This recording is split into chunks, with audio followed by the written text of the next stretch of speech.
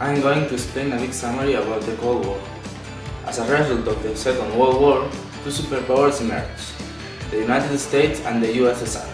Both countries established their respective spheres of influence, dividing the war into two blocks, the American-led Western Bloc and the Soviet-led Eastern Bloc.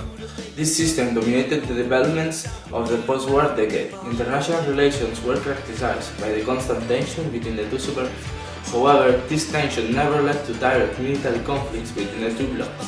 As a result of this tension between the two blocs, the Cold War appeared.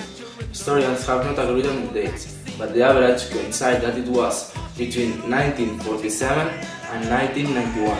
It was named Cold War because there was no large-scale fighting between the two sides. Although there were major wars in Korea, Vietnam, and Afghanistan that the two sides support. The Cold War split the temporary wartime alliance against the Nazi Germany, leaving USSR and US as two superpowers with profound economic and political differences over totalitarian communism and capitalist democracy. The two superpowers never engaged directly in full-scale armed combat, but they each armed heavily in preparation of an all-out nuclear World War III. The first phase of the Cold War began with the aftermath of the end of the Second World War.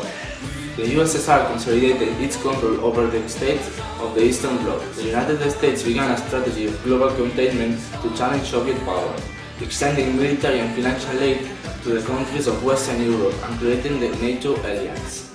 The Berlin blockade was the first major crisis of the Cold War. With the victory of the Communist side in the Silent Civil War and the outbreak of the Korean War, the conflict expanded as the USSR and USA competed for influence in Latin America and the colonizing states of Africa, the Middle East, and Southeast Asia. By the 70s, both sides had become interested in accommodations to create a more stable and predictable international system. So the US opened relations with the People's Republic of China as a strategic counterweight to the Soviet Union. The Cold War and its events have left a significant legacy, and it's often referred to the threat of nuclear warfare. I leave you here two videos explaining each bloc. This one is about the Western Bloc, and this one is about the Eastern Bloc. And I leave you a third video here explaining the conflicts that were between the USSR and the USA. Thank you for watching.